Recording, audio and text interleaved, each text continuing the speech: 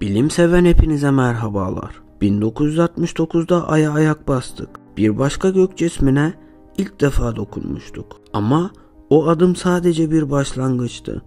Çünkü asıl büyük yolculuk 1977'de başladı. İnsanlık ilk defa dünyadan çıkıp sadece gezegenleri görmekle yetinmeyecek, Güneş'in bile ötesine geçecekti. Voyager 1 bu yolculuğun adıydı. Ve bu sadece bir uzay aracı değildi. Bu, insanlığın evrene gönderdiği bir mektuptu. Hazırsanız Voyager projesini incelemeye başlayalım.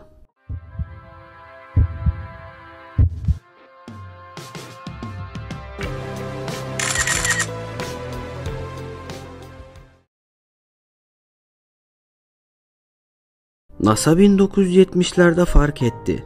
Güneş sistemindeki dev gezegenler eşsiz bir hizalanmaya girecekti.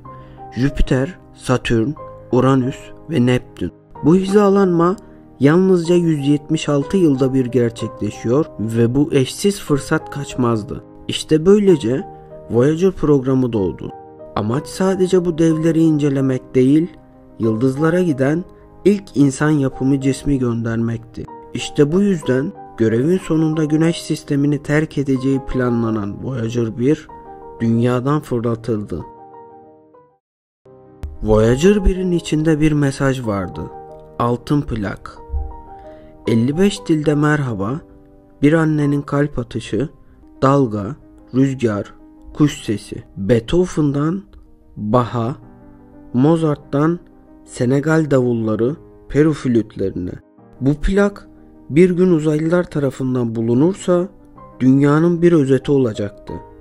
Tüm insanlığı temsil eden bir ses kaydıydı. Bu hayali kuran kişi Carl Sagan'dı. O plak evrene gönderilen en romantik armağandı. 1979'da Voyager 1 Jüpiter'e ulaştı ve gördükleri teleskoplardan görünenlerden çok farklıydı. Büyük kırmızı leke dev bir fırtınaydı. Dünyanın 3 katı büyüklüğünde ve Jüpiter'in uydusu Io yüzeyinden lavlar fışkıran aktif bir volkan cehennemiydi.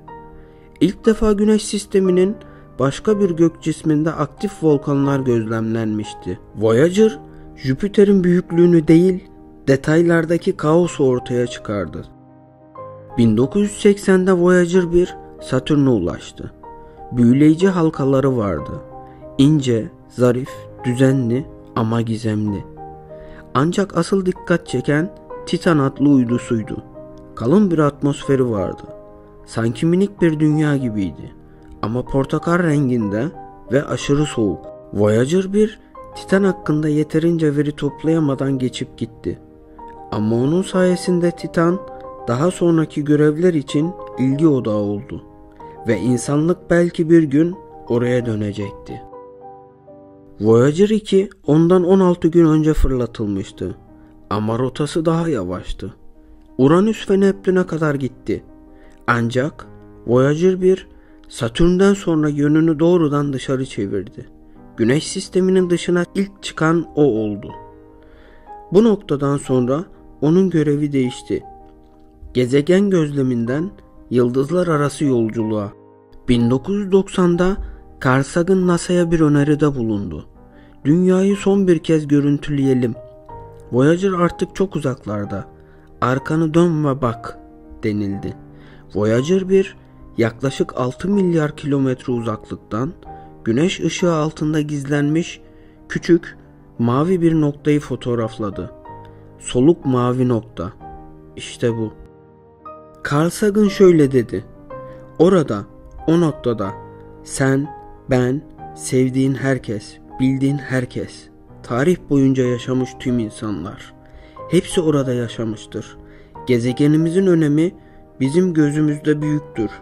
Ama evren için sadece soluk bir noktadır. Bu görüntü kibri kırmak ve alçak gönüllülüğü hatırlamak içindir. Yıllar geçti. Voyager 1 artık hiç gezegen gözlemlemiyor, giderek soğuyan ve kararan bir uzayda ilerliyor. 2012 yılında tarihte ilk kez bir insan yapımı araç yıldızlar arası uzaya geçti. Yani artık Güneş'in manyetik etkisinin dışına çıktı. Bu bölgeye Heliopaos deniyor ve Voyager 1 oradaki ilk bilimsel verileri topluyor. Bugün Voyager 1 yaklaşık 24 milyar kilometre uzaklıkta. Sinyalleri dünyaya ulaşması 22 saat sürüyor. Ve bu sinyaller evrendeki en uzak canlı bağlantılar arasında. Sinyal hala geliyor ama zayıf. NASA sinyali alabilmek için dev radyo teleskoplar kullanıyor. Her gün yalnızca birkaç saat dinleme yapabiliyoruz. Voyager 1 artık plazma dalgaları, kozmik ışınlar ve yıldızlar arası manyetik alan hakkında veri topluyor. Bu evrenin sessiz arka planını dinlemek gibi bir şey. Orası yıldızlar arası uzayın kendisi. Yani Voyager 1 artık sadece bir yolcu değil, uzayın kenarında nöbet tutan bir bilim insanı gibi çalışıyor. Voyager 1'in enerjisi giderek azalıyor. Jeneratörleri artık gücünü kaybediyor. Bilimsel aletler sırayla kapatılıyor ama sinyal mümkün olduğunca uzun tutulmaya çalışılacak. Tahminlere göre 2030 civarında tamamen sessizliğe gömülecek. Ama o zaman bile hala yolculuğuna devam edecek. Voyager 1'in yönü belli. Eğer hiçbir şeyle çarpışmazsa yaklaşık 40 bin yıl sonra AC-79 adlı bir yıldıza 1.6 ışık yılı kadar yaklaşacak. Ama oraya ulaşması değil mesele. Mesele oraya giderken taşıdığı anlam. O küçük cihaz yıldızların arasına insanlık adını kazıyacak.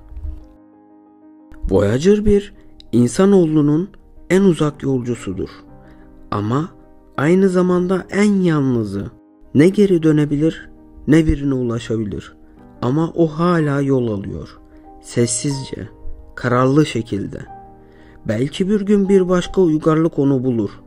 Belki de hiç kimse bulamaz.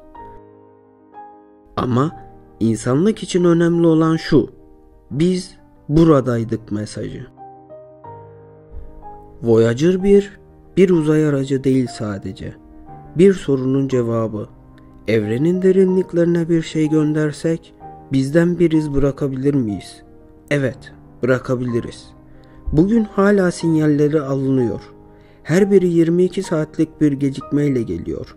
Bu zamanın ve mesafenin büküldüğü bir yerden gelen yankı gibi. Bir nevi bilimsel yankı odası. Voyager 1 fiziksel olarak Güneş sisteminin sınırlarını geçti. Ama aslında çok daha büyük bir sınırı aştı. Cehaletin sınırını. Çünkü onun gönderdiği her veri evrenin doğası hakkında daha fazla bilgi demek. Yıldızlar arası plazma dalgaları, kozmik ışınların yoğunluğu, galaktik manyetik alanın yönü. Hepsi onun sayesinde ölçüldü. Yani Voyager 1 uzayın ortasında bir metal kutudan ibaret değil. O artık evrenin bir parçası. Ve biz onun gönderdiği verilerle evreni biraz daha iyi tanıyoruz. Bilim sadece gözlem yapmak değildir. Bilim anlamaya çalışmaktır. Ve Voyager 1 işte bu yüzden çok özel. İnsanoğlunun anlam arayışının ta kendisi. Bir gün sinyalleri kesilecek. Karanlıkta sessizce yol almaya devam edecek. Onu artık kimse duymayacak. Ama o bilimin susmayan sesi olarak kalacak. 40 bin yıl sonra bir yıldıza yaklaşacak belki. Ama oraya varması önemli değil. Çünkü Voyager 1'in gerçek görevi evrende insan izinin var olabileceğini ispatlamaktı. Bundan binlerce yıl sonra belki başka bir uygarlık onu bulacak ve içindeki altın plağı oynatacak. Ve orada bir kadının kalp atışını duyacak. Bach dinleyecek, Chuck Berry dinleyecek ve belki bizimle tanışacak. O zaman bile söyleyebileceğimiz tek bir şey olacak. Biz buradaydık. İlimden, fenden ayrılmayın. Mutlu kalın.